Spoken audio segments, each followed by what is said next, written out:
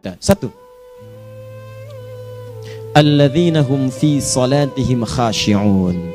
Syarat pertama, kalau ingin mendapatkan surga Firdaus tadi dan kebahagiaannya diturunkan ke bumi, dibawa sampai mati, masuk ke alam kubur lebih bahagia lagi, maka amalan pertama untuk melatih menguatkan iman itu, coba berlatih untuk menunaikan sholat dengan khusyuk. Kalau Anda kerjakan benar sholat ini, maka apa yang Anda dapatkan? Teman-teman ingat betul, saya mau tanya sebentar. Keabadian yang abadi disebut dengan sa'id. Kalau kita ingin turunkan ke dunia percikannya kita dapatkan, usahanya disebut dengan apa? Masih ingat? Aflah itu kalau didapatkan, kata dasarnya apa tadi? Falahun. Lihat baik-baik. Kata Allah dalam Al-Quran tadi, kalau ingin mendapatkan falahun, amalan pertama sholat.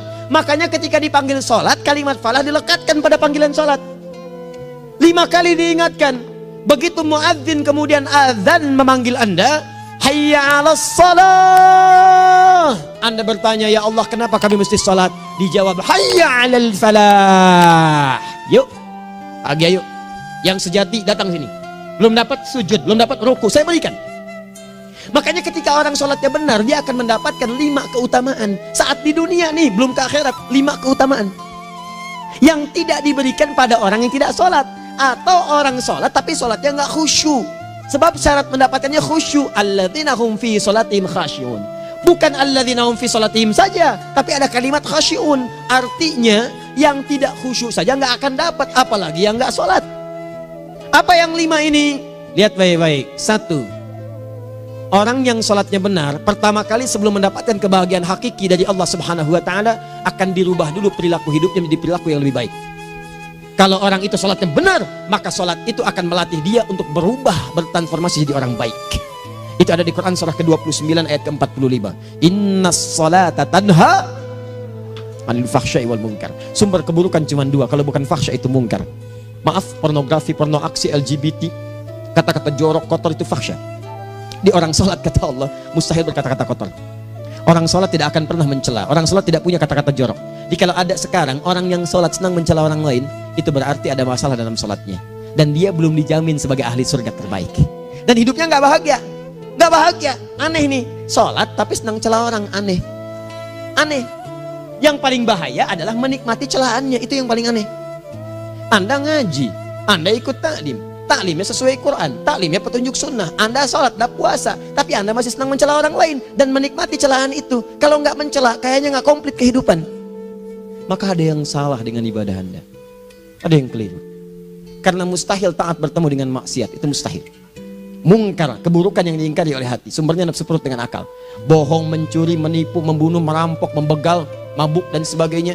Itu namanya mungkar. Orang sholat gak mungkin mengerjakan mungkar. Jadi kalau sholat kita benar, cukuplah Anda sholat, maka Anda akan jadi orang baik. Makanya kata Nabi, Anda punya anak dari kecil ajarin sholat. Sholat kalau naik jadi balik, kerjakan terus. Kasih pelajaran membuat dia mengerti. Kalau masih susah, berikan pelajaran. Ini sering diterjemahkan dengan memukul. Mukul di Arab beda dengan konteks mukul sekarang. Mukul di Arab tuh ngasih pelajaran supaya ngerti. Anda bisa terjemahkan dengan konteks lain. Uang jajannya tahan, yang kesukaannya simpan dulu.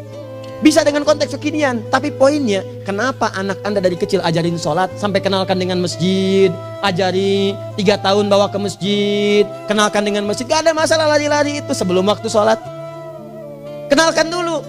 Dulu orang-orang tuh begitu, sebelum waktunya dikenalkan, jalan, begitu lari, biarin dulu.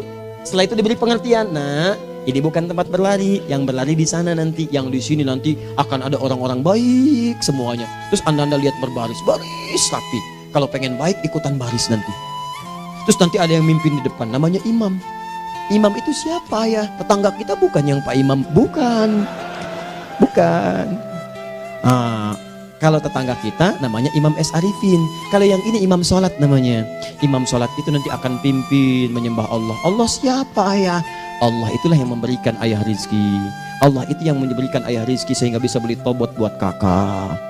Beli robokar poli, ini yang poli, ini yang embers, ini yang heli, ini dulu kakak semuanya tuh yang kasih Allah. Nanti kalau kakak bagus bisa ikut rapi di sini, Allah akan senang, akan ditambah lagi oleh Allah. Oh begitu ya, datang, begitu caranya.